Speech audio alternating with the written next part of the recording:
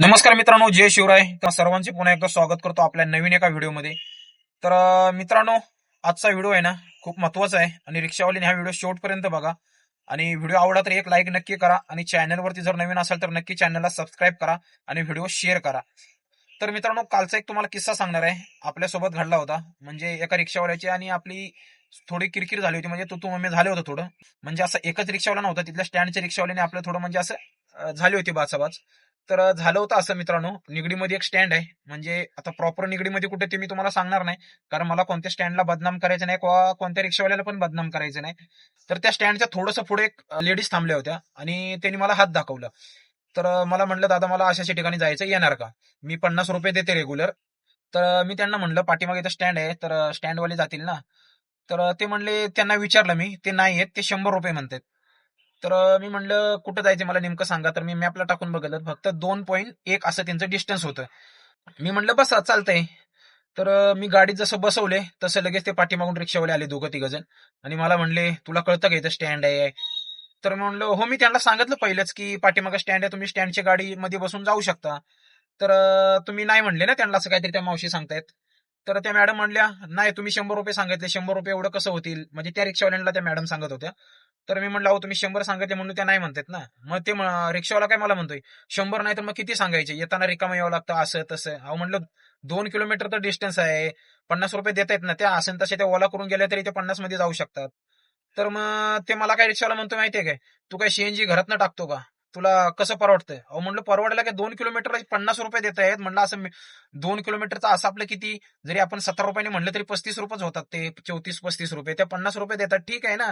आता आपण आपल्या मनाने रेट ठरवायचे दिवस गेले. तर म्हणले, आता तू आम्हाला शिकवतोय का? इथं आमचं स्टँड आहे, असं आहे तसं आहे. म्हणलो, स्टँड असेल तर स्टँडला पण नियम असतात. स्टँड असलं म्हणून आपण काय आपल्या मर्जीने काही रेट सांगू शकत नाही.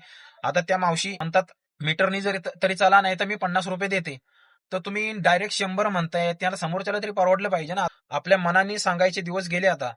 तर कुठेतरी रिक्षावाल्यांचं पण चुकतं अशा गोष्टीमध्ये. तर एका रिक्षावाल्या पायी किंवा एखाद्या स्टँड पायी सगळ्याच रिक्षावाल्यांची नावं खराब होतात.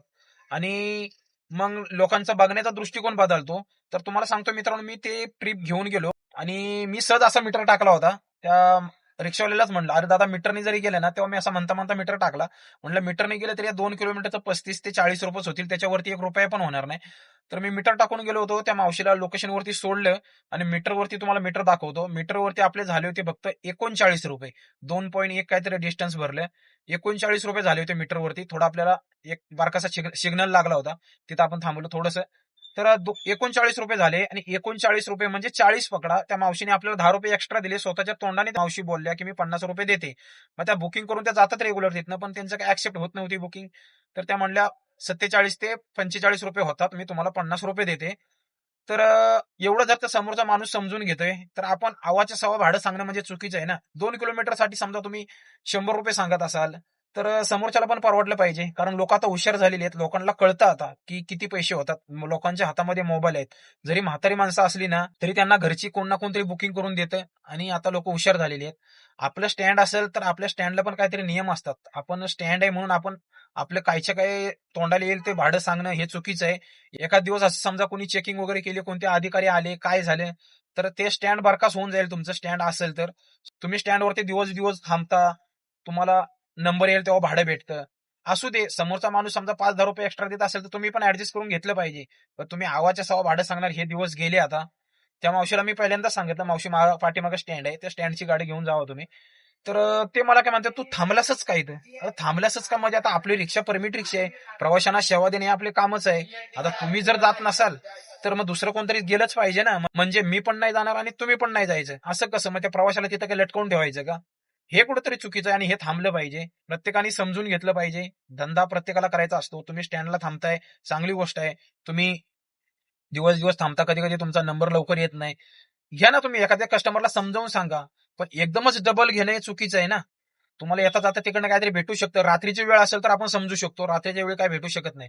पण 2 किलोमीटरला समजा एखादा माणूस ₹50 देतोय, 2 किलोमीटर तिकडनं येताना जरी तुम्हाला काय ₹20 जरी झाले, तरी तुमचे 2 किलोमीटरचे जायचे 2 किलोमीटर, यायचे 2 किलोमीटर, 4 किलोमीटरचे ₹70 झाले. असं होऊ शकतं ना. जर आपण मनापासून धंदा करायचा म्हटलं तर माणूस तसा पण धंदा करू शकतो. आपण फक्त स्टँडवरतीच राहणार, तिथं जो आपल्या मर्जीनुसार भाडं देईल तीच आपण ट्रिप मारणार, असं असेल तर मग धंदा याच्यापुढे भविष्यात होणार नाही. आणि अशामुळे चांगल्या रिक्षावाल्यांची नावं खराब होतात. रिक्षावाल्यांनी पण स्वतःला शिस्त लावून घेतली पाहिजे आणि प्रवाशांनी पण काही गोष्टी थोडंफार समजून घेतलं पाहिजे. एकदमच मी मीटरवरनीच देणार, काही आउटसाईड असतात, तर तिथं समजून घेतलं पाहिजे, की बाबा आता ह्याला जाताना रिटर्न एमटी जावं लागेल. तिथं थोडे काहीच ना काहीतरी थोडं त्याचा मान सन्मान करून थोडंफार एक्स्ट्रा द्यायला पाहिजे. कारण मीटरनी रिक्षावाला जातो, त्याला तिकडनं येताना रिकामं यावं लागतं. तर आउटसाईड असेल तर हे मी म्हणतोय. समजा आता 2 किलोमीटर लोकेशन आहे आणि सिटीमध्येच ते लोकेशन आहे, जवळच आहे, म्हणजे रहदारीमध्ये आहे. तिथून तुम्हाला ₹50 काहीच हरकत नाही जाण्यासाठी. मित्रांनो, असा काल प्रसंग घडला होता आपल्यासोबत. असा एखादा प्रसंग स्टँडवरती किंवा कुठं असा प्रवाशासोबत तुमचा असा काही किस्सा घडलेला असेल तर कमेंट करून नक्की सांगा आणि चॅनलला नक्की सबस्क्राईब करा. धन्यवाद. जय महाराष्ट्र.